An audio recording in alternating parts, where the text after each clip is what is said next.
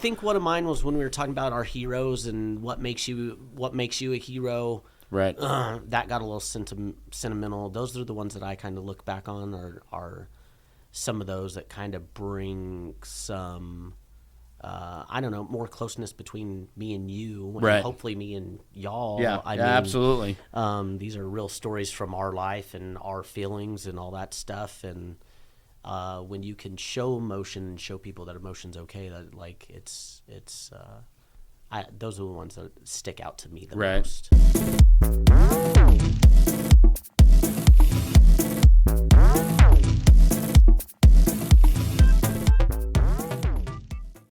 He's Craig.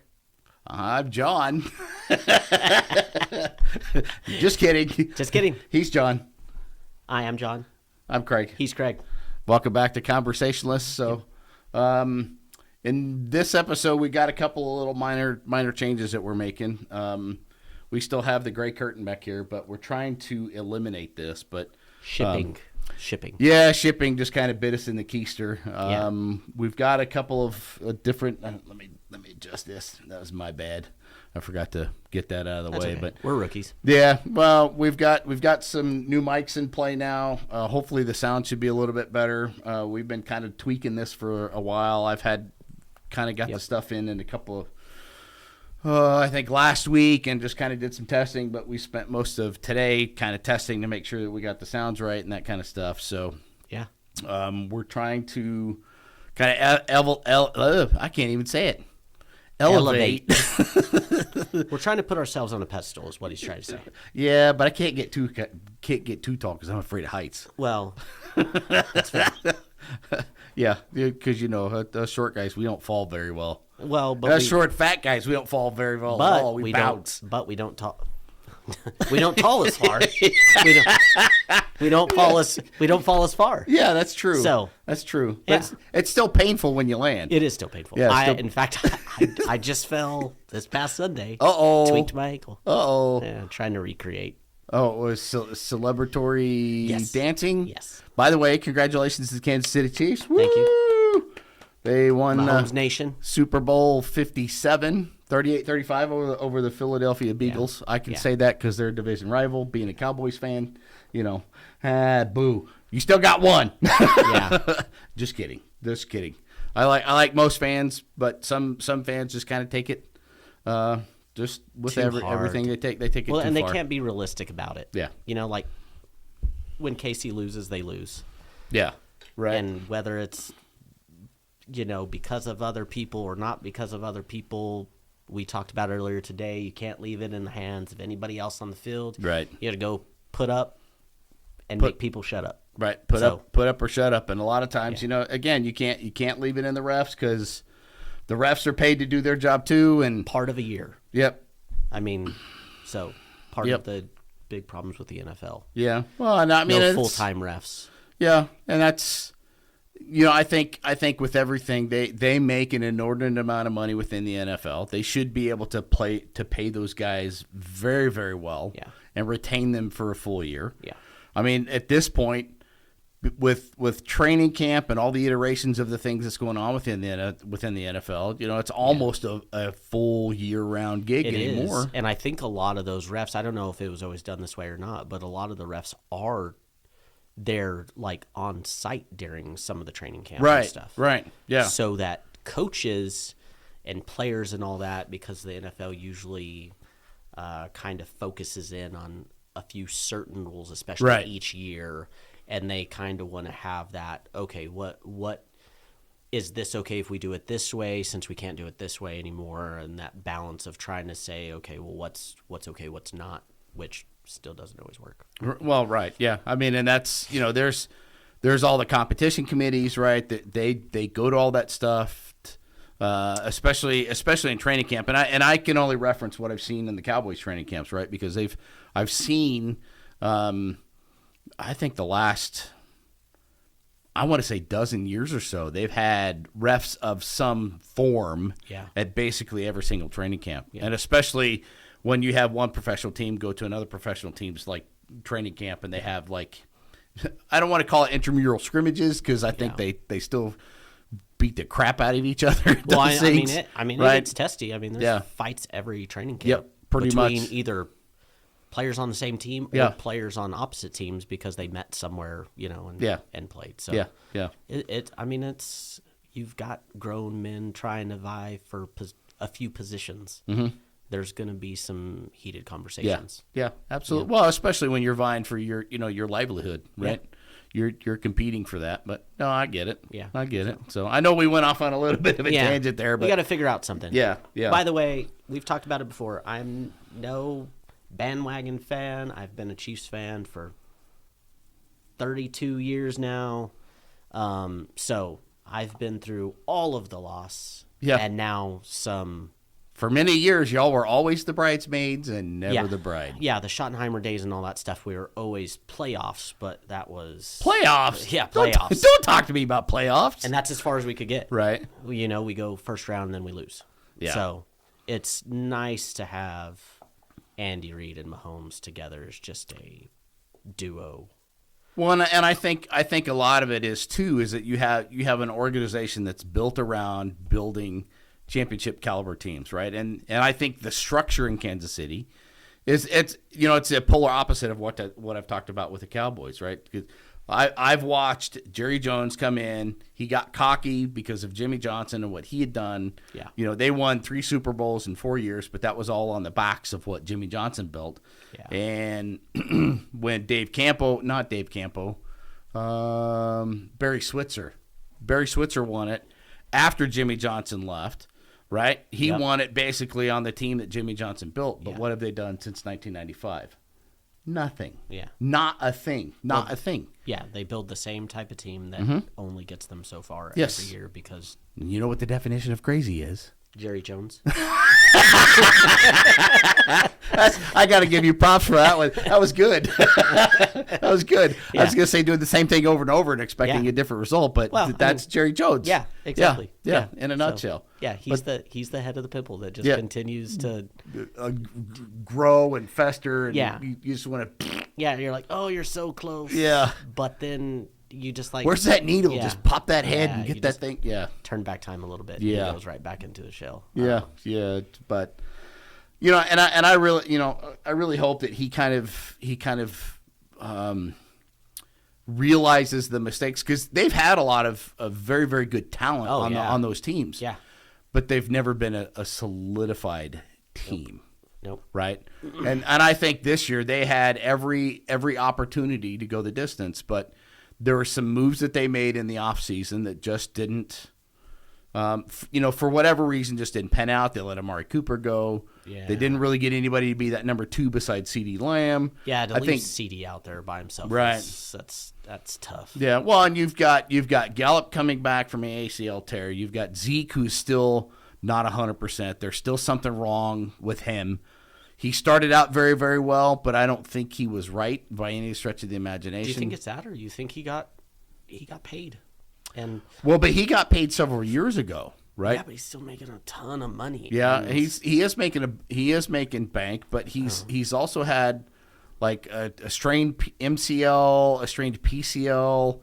So there's something not right in the knee. I know that offense is vastly different when Pollard's on the field. Yes. Yeah. So and then Pollard got hurt in the last game and fractured had a hairline fracture that had to have surgically repaired. Something I don't know if they did or not. I kind of after the season ended, I didn't dip my toes in that water anymore. But sucks to end the season that way. Yeah. I mean, and they had every opportunity to win, but the Cowboys did the Cowboys things, and to all the naysayers out there about Dak Prescott, it's not Dak's fault. It's not. He does everything under the frickin' sun. If that was Patrick Mahomes that did the exact same thing, they would be mad at Patrick Mahomes. Yeah. But I'm not that fan. I realize that there's more to an NFL team than just the players that are on the field. There's coaching, there's owners, there's all that involved. And I think that same team done in Tampa Bay or Kansas City or hell, even in New England has probably. I think the team that is there now should have won one, if not 2 Super Bowls. Yeah. But they can't get there because they can't get out of their own freaking way. Yeah. So, anyway. Yeah. Yeah. Jerry Jones. Yeah. Jerry Jones. I'm gonna have to remember that one Yeah. for sure. So, this is our 30th episode. The Dirty 30 as John eloquently stated when we were kind of talking about what we were going to do for this episode. He's all, this is the Dirty 30. He's like, ooh, yeah, that's a good one. Yeah. I like that one. Yeah, we got to go dirty. Yeah. So what I'm kind of thinking of is kind of going back and doing a little bit of reminiscing. We won't go back and replay any of this stuff. I don't have the time to do that. I'm the editor. Yeah. I don't have the time to do that. So we're just going to kind of reminisce over what we remember from those episodes. And I'd like to go kind of way back early on when we were talking. Kind of one of the first conversations that we had, it was basically one big, long, rambling session, and I had to kind of cut it down into individual episodes. But we talked a whole lot about professional sports at that time, and some of the CTE aspects of it. And this is going to hit a little bit close to home because of we just lost kind of a good friend of ours that I didn't really know him all that well, but I knew his brother in Donnell, right? Yep. And I watched. I saw him pre-COVID. Yeah. And for those of you that don't know, Donnell Hunter was one of the guys. He actually made national news. He was diagnosed with COVID in I think it was September 2020. So it was like 3 months. It was a long time. Right. So it was like 2 or 3 months before vaccines were readily available. And unfortunately, he contracted it, but he was in the hospital almost 550 days and was, nine different hospitals. And he basically, I watched a news clip, I think it was yesterday, about when he was finally coming home, some of the stuff that was going on there. And that he was, he basically he had to learn how to walk again, had to learn how to talk again, how to chew, how to swallow, because he was on a ventilator for so long, right? Yeah, when you spend a year and a half or almost 2 years in the hospital, I mean, Yeah, so it's, and I think what helped him out there was the fact that he did play sports. And he was able to, kind of continue that lifestyle up until basically he, this disease virus, put him out. Yep.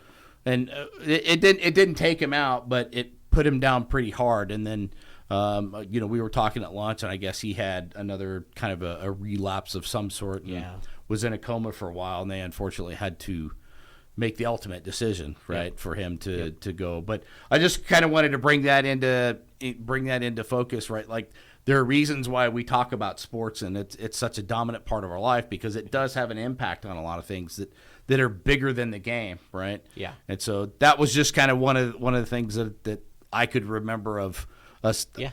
One of the early conversations on. Well, and he's one of the biggest players that came out of our little podunk town, right?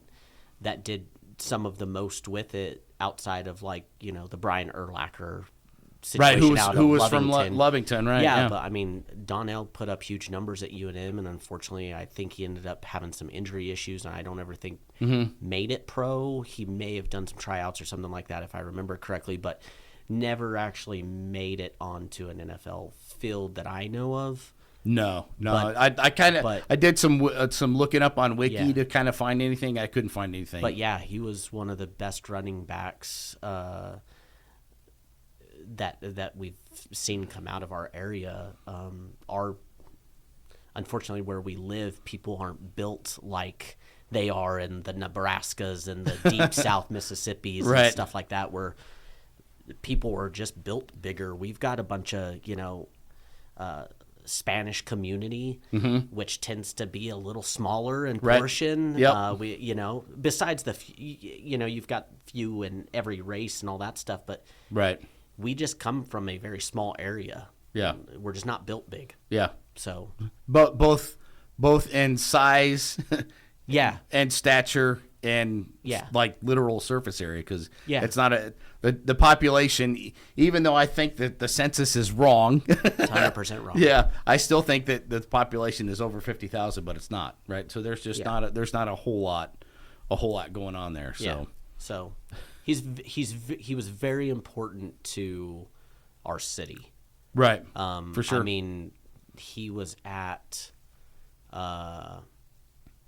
shoot, I mean the Roswell Goddard game just a couple years ago, when they were playing before they went to state, to see who went to state or what, however it worked Right, out. I think they he were was playing a staple at that game, Yeah. as well as a couple of the past other players. I think it was him, and I think it was Dontrell Moore as Yep. well. Yep. Because Dontrell was from Roswell High, which again, in the process of digging up some stuff on Donnell, I found out about Dontrell. Yeah. Right, and found out that he was at UNM, I think, after Donnell, because I think Donnell was close to playing, or did play with Urlacher when Urlacher was there, because I think Urlacher graduated from UNM in 2000. Oh, see, which I didn't know that. Yeah, so I don't know. I think, but I think Donnell was on the RHS team from 2000 when they were down, Yeah, like the Falcons on the Patriots, right? Yeah. The Roswell was down 28-0 or Yeah. something, and they ended up coming back and winning that game. Yeah. But that was the last time they won the state championship until the back-to-back seasons that, Yep. that I think you're referencing the game for. Yep. And I think they had to play. That was the state title game, I think, that you're talking about, because I feel like I was there when they played Los Alamos at the Wool Bowl. Yeah, and we absolutely just smoked them. Yeah.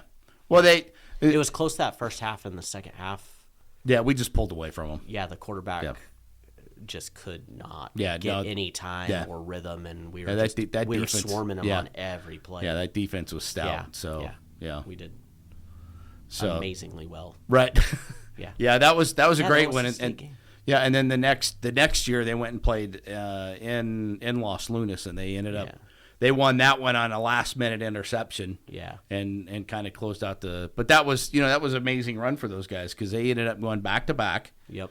And undefeated. Yeah. And in this day and age, that's difficult. Oh yeah, That's difficult to especially do. because those schools up there are big. Yeah. They're big schools. Yeah, they have a big population to pull from for Yeah, I mean, we're talking hundreds of thousands of people compared to our town, 50. Yeah.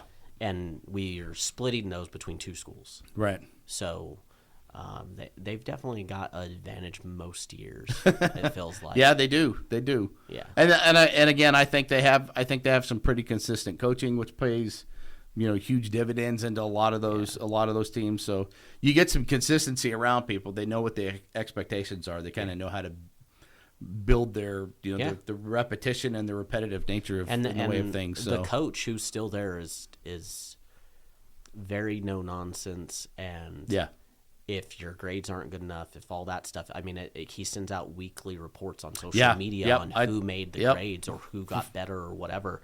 And if you're not doing the stuff, you don't play. You're not part of the team. Yep. Like, you have to keep your crap together. He's got the priorities in the right place, right? Yeah. It's academics over athletics. Yeah. Which, I mean, is kind of set by the state, right? But he actually is very involved in enforcing it and showing the public, hey. Yeah, I'm not just here to be a figurehead, right? Like Yeah. we're here to do the damn thing and get it done. Yeah. Yeah. And I'm drawing a blank on his name. Coach Lynn. Jeff Lynn, right? Yep. Yeah, Jeff Lynn. Yeah. So yeah.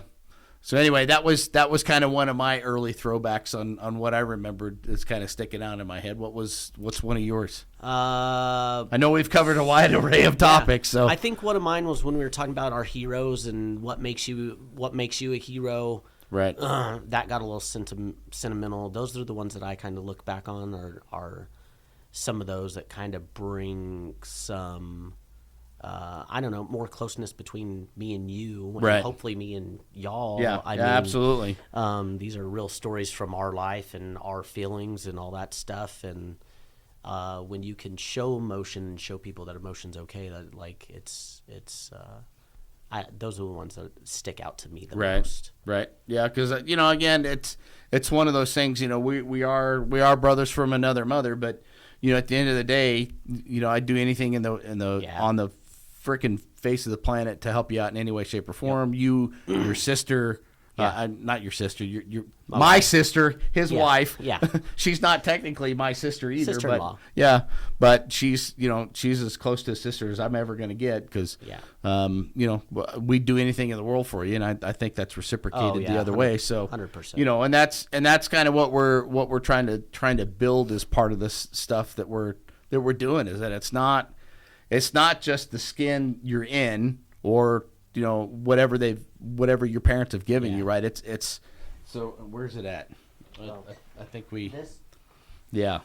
that may or may not stay on the table. Yeah, so what we're trying to do is kind of get this on here, and my wife and I were, as we're kind of changing the design and the layout of the podcast studio here. One of the things that I was looking at was like, I need something to kind of hang on the wall to kind of be a reminder of why we're doing the things that we're doing, and this I kind of came across this, and this stuck out. And basically, it says if it doesn't challenge you, it won't change you.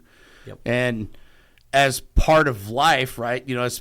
As part of these things that we're doing, everything that every time that we go out and we do anything, it's not all smooth sailing, right? No, there's tons of Yeah. bumps and rogue waves and Right. whatever other weird bumpy references y'all want to think Right.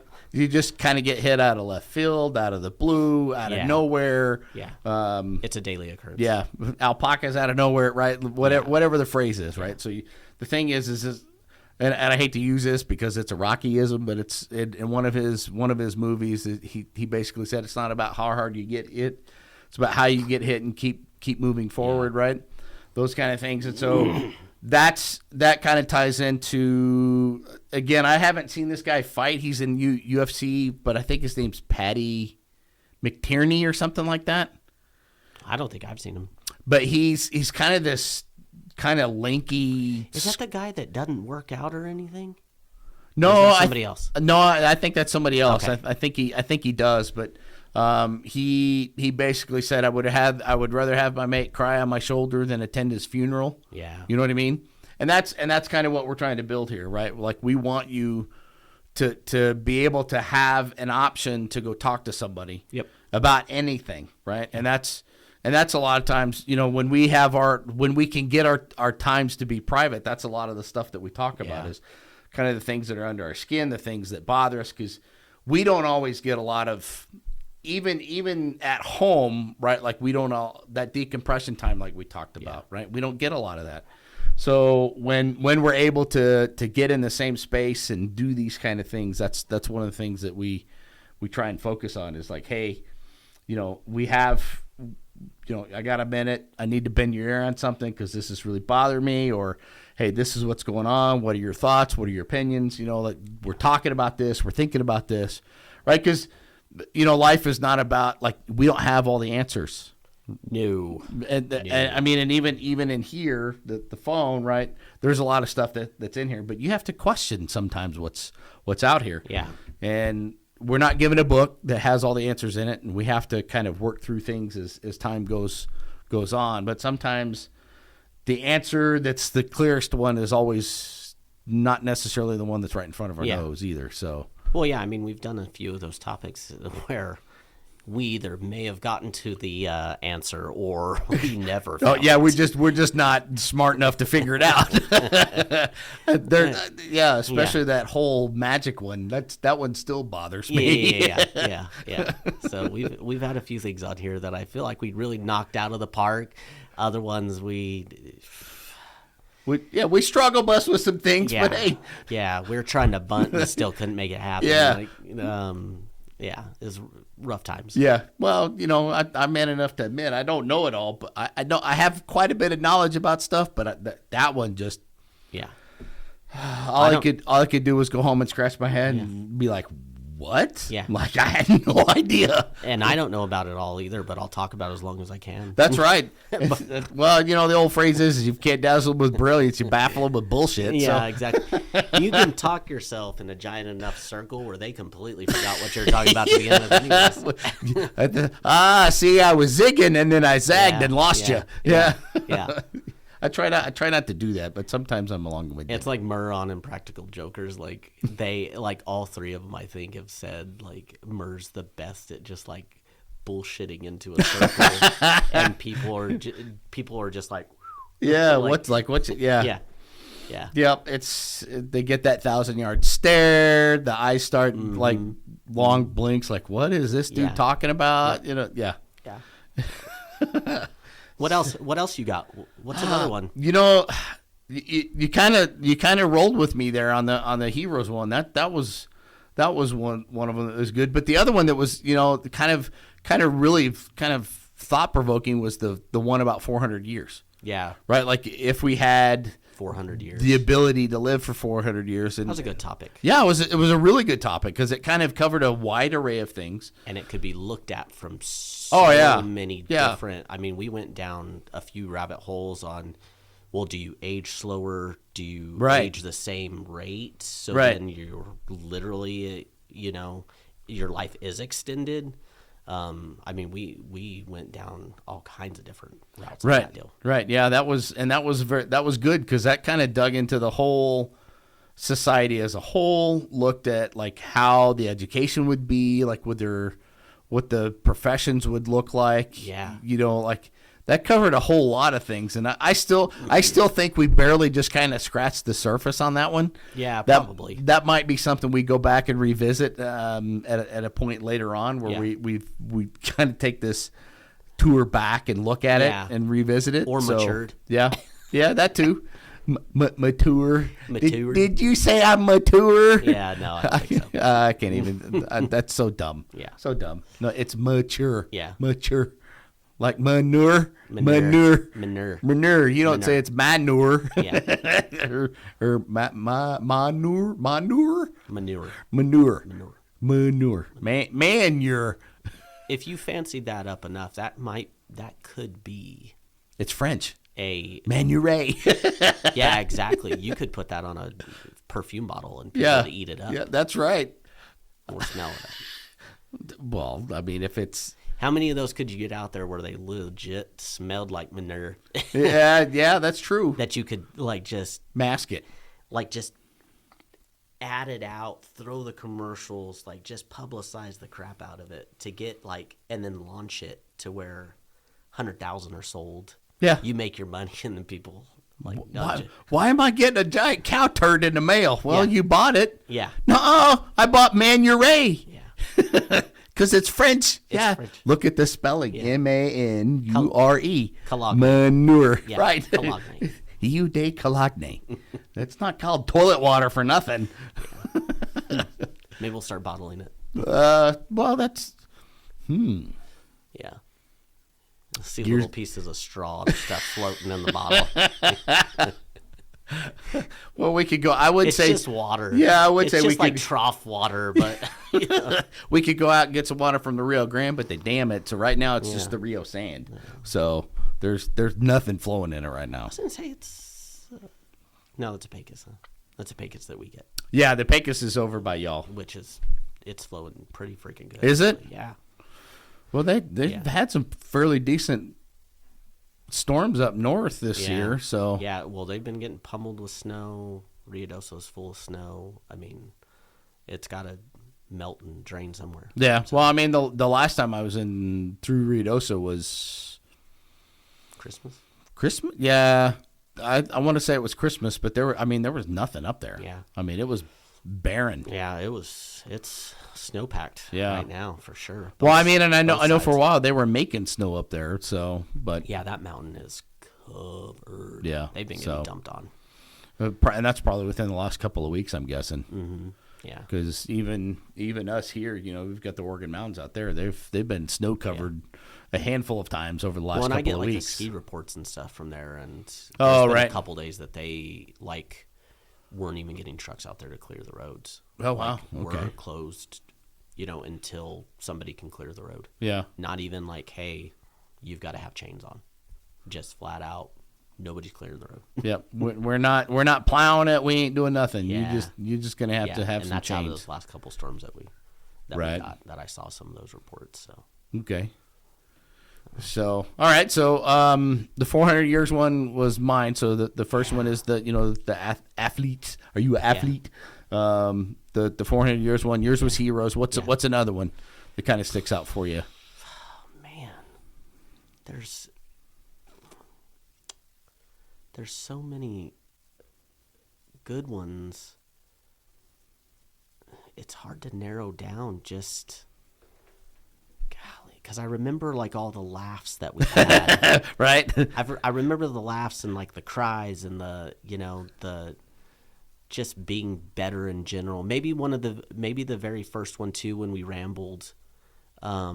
but we were kind of throwing our mission out there and like, hey, we want this to take off, not necessarily to better our lives, but to be able to get some money to better other people's lives, and giving back, right? We had the whole giving back episode, so I guess I would go down that road, like, because that's one of the main reasons why we started this. Yeah, exactly. So that we can continue to make a difference outside of what we're already doing. Right, the whole philanthropic approach, right? Yes, exactly. So kind of along that, and we're I'm just kind of paying attention to the time here. So one of the things is like we talk about giving more, we talk about doing more, but I guess with that, right, there's the negative side. So where do you kind of draw the line on the philanthropic side, right? Like if you see. So what I'm getting at is that there's a lot of homeless people that are out there. Yep. Right? But not all of them are truly desperate, right?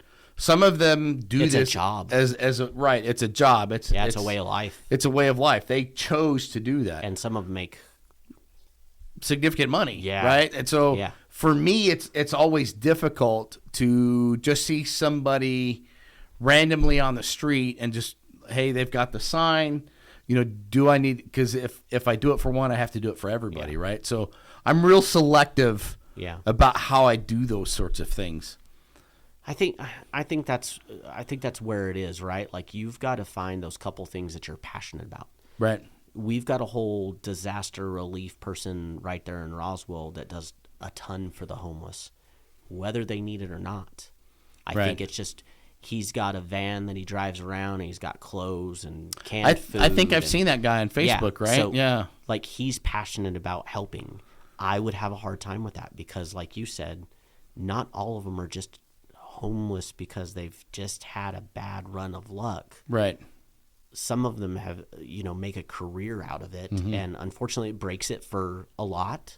Right. Unfortunately, just like anything else, right? Video games and things get locked up in stores because people steal. Well, if people didn't steal, they wouldn't have to be locked up, and you could do your shopping without having to find an associate and all that jazz. Right. So I think everybody's got their own thing, and I think there's enough people in the world that if we all chose one or two things to try to help as much as we can, and we've talked about it, where it doesn't have to be a monetary thing. It could be donating time or whatever to the cause. Right. I think we can all help the things that we're actually passionate about, and then it goes a lot farther. Sure. So yeah, I mean, and I'm not saying that to say like, hey, we're not doing anything, because we're kind of doing the stuff individually, right? But what we want to do here is take this channel and utilize it to help us fund those Toys for Tot drives, or we find some other charity that has, which my big thing is because of leukemia, right? Yep.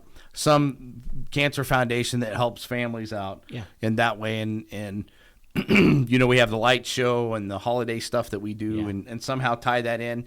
And we haven't had an episode come out really since we did this stuff, and I may or may not have told you, but this year, as part of the light show stuff that we did, I went out and I passed out candy canes, right? Yeah. And it was just some little nice thing to do, like, hey, thanks for stopping by, right? Because we spend an inordinate amount of time working on the light show, getting things up and running, making sure all the little bugs are taken out of it and all that kind of stuff. So we want people to enjoy it. And so this year was the first time that I'd ever been actually offered a donation. And I basically said, no, we don't do this for that. We do this for the enjoyment. And so I thought, okay, well, maybe now that I have that kind of audience, right? Like I have repeat people coming back. And one of the cool things, and this is just a little aside, and then I'll get back to my point, was this year I actually met repeat customers from Puerto Rico. Yep. Yeah, they posted on the Facebook page. Yeah, they posted on our Facebook page. And I was blown away by that, by the simple and they watched every show. Multiple nights they would come out and they would just sit there and they would watch, and they would spend the average show runs between 20 and 25 minutes. I try not to keep it any longer than that, just so we can kind of get people cycled through. But they sat out there for hours, and I got out there and I got to talking to them and find out like, hey, we don't have this kind of stuff in Puerto Rico, blah blah blah blah blah. So we had already changed our show from the Christmas show to, I think it was the post holiday, right? So we run some other songs, and so we went back, and because of the way my show is set up, I was able to play back the entire holiday show for them. And so while they were watching it, they're recording it and FaceTiming their family, and they're having a grand time. That's so awesome, man. That right there, and I'm getting chills from it, but yeah, that right there is why we do that. That's the kind of emotion and impact that I want to be able to have within the other pieces that we do. Yeah. Right? That's that's all volunteer, and I won't tell you how much money I've spent on that light show because it's irrelevant. But I don't do it to have money thrown back at me for that. Yeah. If I have enough interest in having the donations, then I will set the donation file up and then have it tag a certain private charity here in town, or there are numerous good organizations. Yeah. And, one of the things that you have to do is you have to spend your time and due diligence on, online to find the right charity to basically give your hard-earned money and time and effort and energy to, because there's a lot of scammers out there. They're flat out there. Well, there's a lot of scammers, and a lot of the charities out there, a large portion goes not necessarily to the people that need it either. So if at the end of the day, and I think we talked about some of those, at the end of the day, if that's what you're passionate about, then it doesn't matter how many cents per dollar that you actually donate. But there's a lot of those that 100% of the proceeds go to helping people. Right. Like, I hate to talk about him, but, John Rich and Little John or whatever, when they were on Celebrity Apprentice, with the orange guy, like, I can't remember what that charity is. Oh, I don't remember. It may be Make-A-Wish. Oh, it's not Make-A-Wish.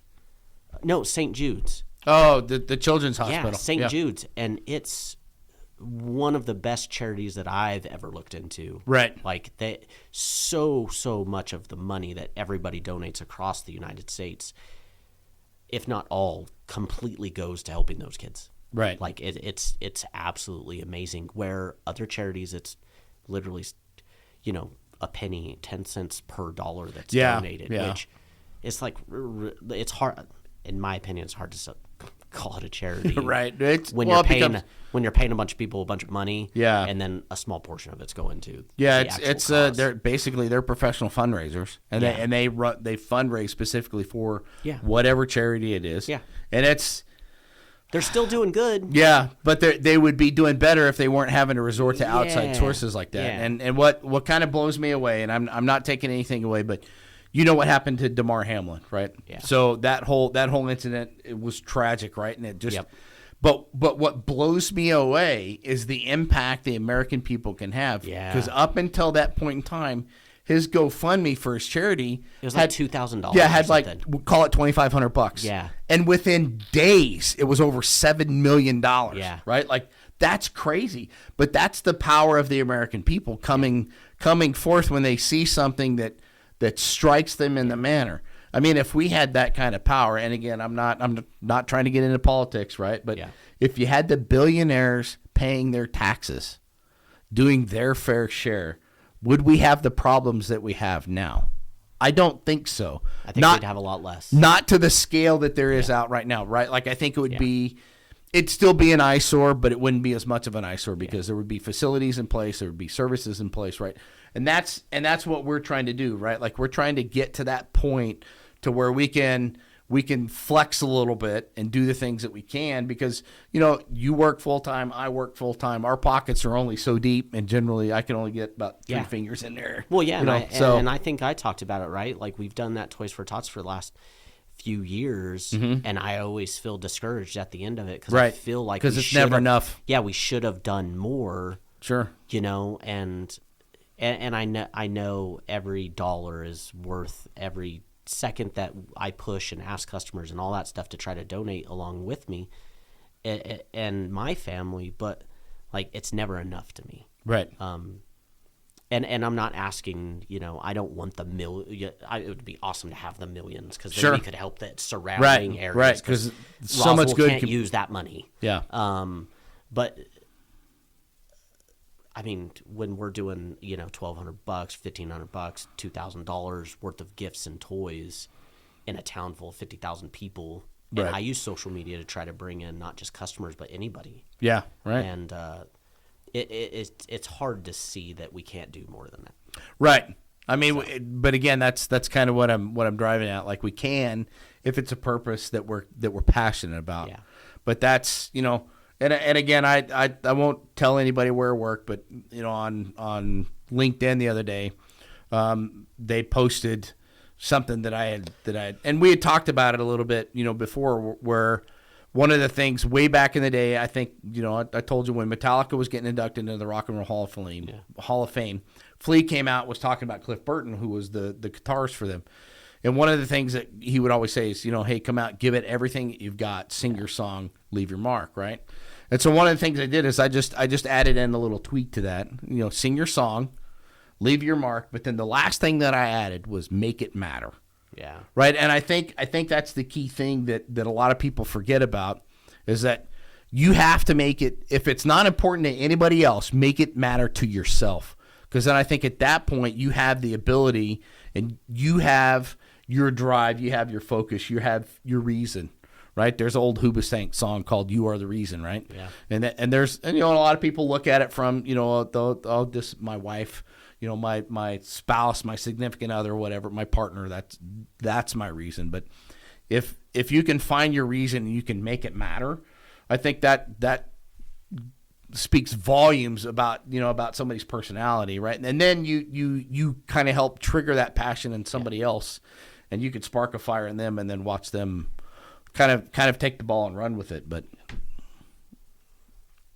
so do your part. Yeah, do your part. Do whatever you can. I mean, it's whatever you can, whenever you can. Whatever you can, when you can, how you can, with what you got, right? Yeah, exactly. So, I think with that one on the 30th episode, we appreciate you staying with us.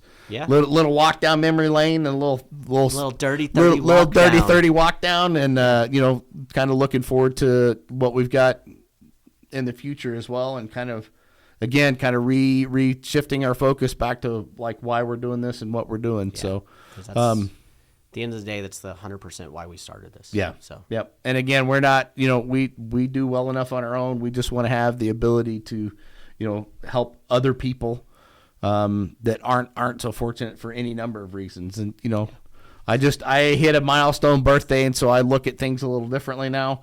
It's not. I have a 5 in it now, and it's not a 0-5. It's 5-0. I don't know. That's debatable. Well, you got to keep it young while you can. Yeah. So, yeah. But I think we'll go ahead and wrap it up. So with that, I'm Craig. I'm John. And thanks for stopping by. We'll see you in the next one.